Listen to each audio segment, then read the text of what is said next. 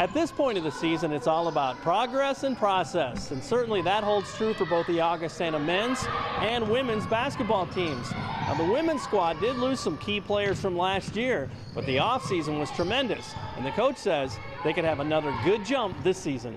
Offseason was very special. They worked hard, getting the opportunity to play together as far as a few practices before we went to Italy, and went on that amazing bonding experience was very beneficial to us. But the work ethic of this group is as high as any group that I've ever been involved with in all my years of coaching.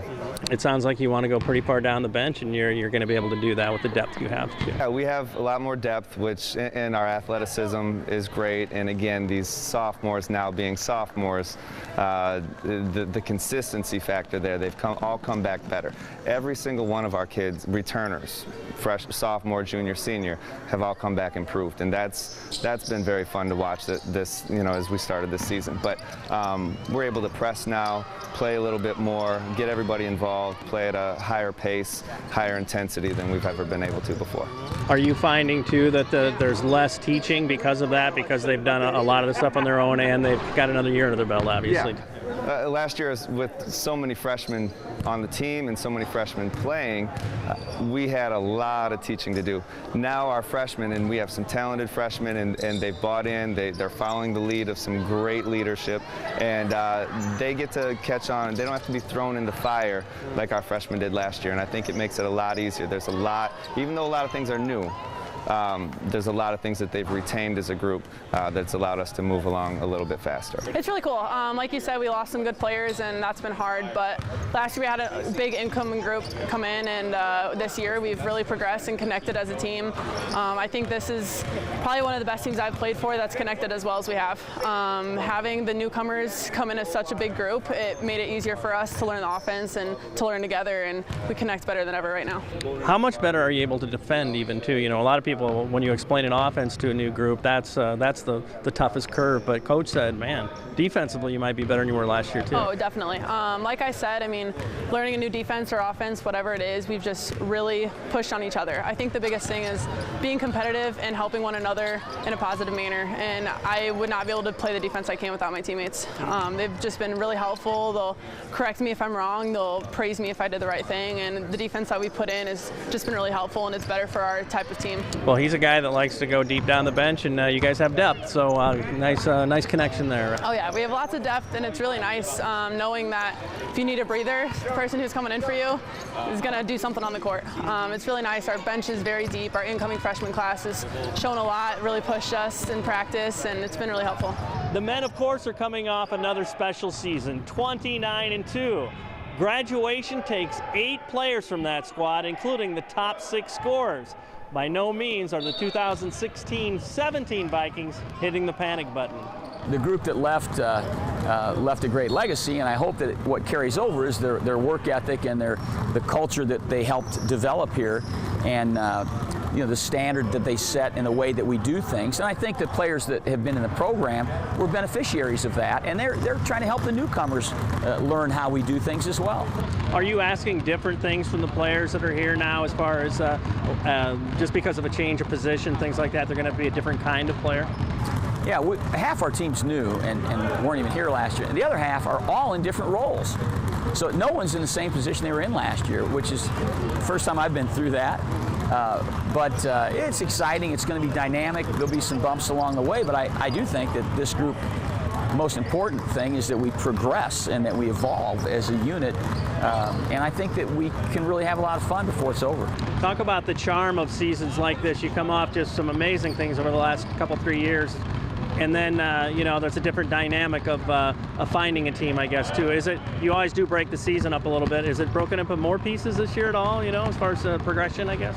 Well, I think, last year on day one, we were great. Those guys, we were #1 in the nation, and they were, handled it terrifically, and they played at a high level every day in practice and every game. This group, we're starting at a much lower rung and trying to get up to that point. So, and it's never a smooth, the learning curve's not perfect. There's going to be some plateaus and peaks and valleys. And again, the key is to keep moving forward and keep developing, because so many of our players are young and have a great upside. Do you like the thought of the opposition thinking, now's our chance, we're going to finally get Augustana? Well, I thought we'd be picked like 7th in the league. We're picked 3rd, and I thought, I don't know how you pick a team 3rd that lost 5 starters. I think it's a reflection of who we've been more so than who we are. But yeah, it's a different feel, to not have the proverbial target on your back, and we're kind of the hunters again instead of the hunted. And I think that will be it's kind of fun for me. The last few years, you expected to win every game, and it's a different feeling than trying to get to that point again.